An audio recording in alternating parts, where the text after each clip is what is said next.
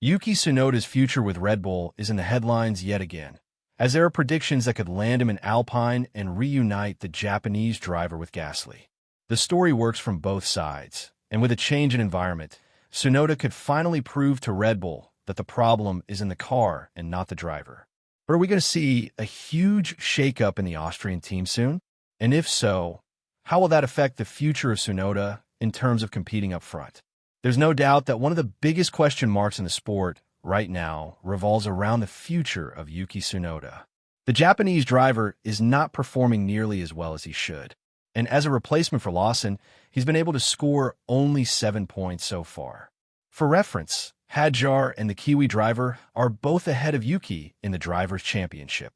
And to make matters more painful, Lawson is looking better week by week, racking up 12 points for Racing Bulls so far. But all of this points toward one direction. What are we going to witness with Yuki Tsunoda? The youngster is not really in a great position to continue being a Red Bull driver from 2026 onwards, as proven by Horner, who's now no longer the team principal of the Austrian squad. But that doesn't mean their priorities have changed for the second seat. They still need to find someone to score consistent points, considering that Max's future is also hanging in the balance. And according to Jack Pluidge from Ziggo, Tsunoda could find his next home in Alpine. If you think about it thoroughly, it's not that far-fetched of a scenario. Alpine is in desperate need of a well-performing second driver who would pull them out of the misery that they're currently in.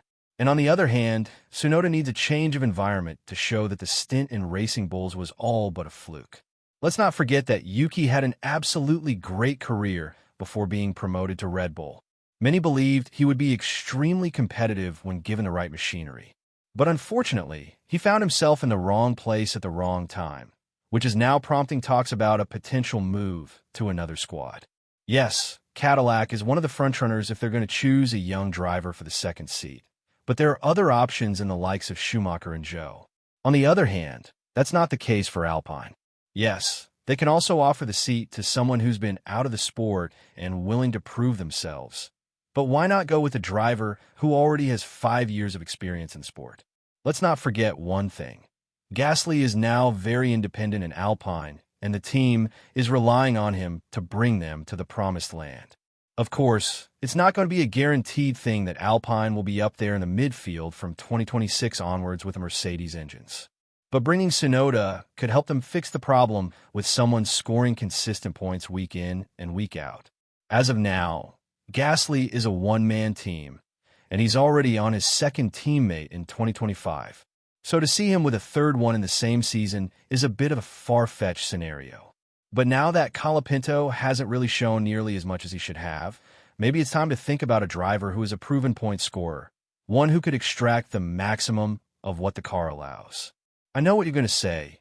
Tsunoda isn't doing that in Red Bull, a top 4 car. Why would you think that he would do that in Alpine? I'd have to remind you about the days in AlphaTauri and Racing Bulls. He shattered NYCK de Vries, who was supposed to be the leader of the team, and then Daniel Ricciardo, the returning prodigy, in the same season. Furthermore, he was paired with Lawson in the same team. He performed extremely well and was on par with such talent as Liam. The problem with Red Bull is that the car is very hard to adapt to, and I don't think that a lot of drivers apart from Max can deliver the performances that he's delivering with the RB21. The upgrades aren't working, and despite Tsunoda's belief that the car is not that hard to drive, we've seen that he is actually struggling heavily to gel with the Challenger and be consistent up front. At the end of the day, the narrative is shifting, and we need to be looking at all of the possible scenarios from 2026.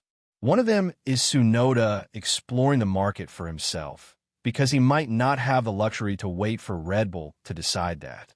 If Red Bull thinks that he's not good enough of a fit and a seat is not promised, then why should he put in the effort to try and stay in that toxic environment?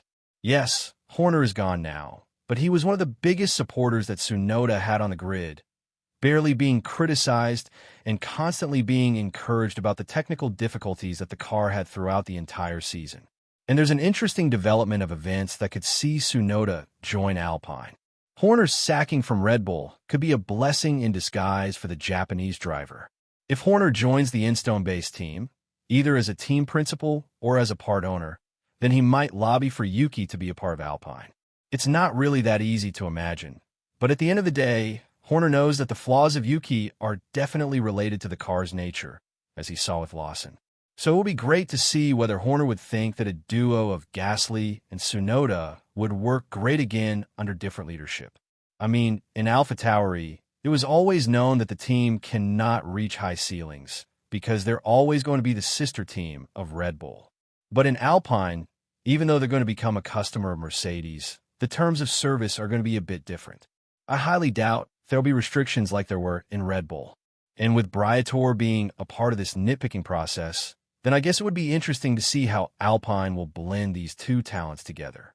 But as is the case with Cadillac, Alpine is also thinking of other alternatives other than Tsunoda. They've had consistent talks with Sergio Perez, another Red Bull fallout, who proved to the entire F1 world that the poor stint he had in 2024 wasn't because of him, but because of the downfall of the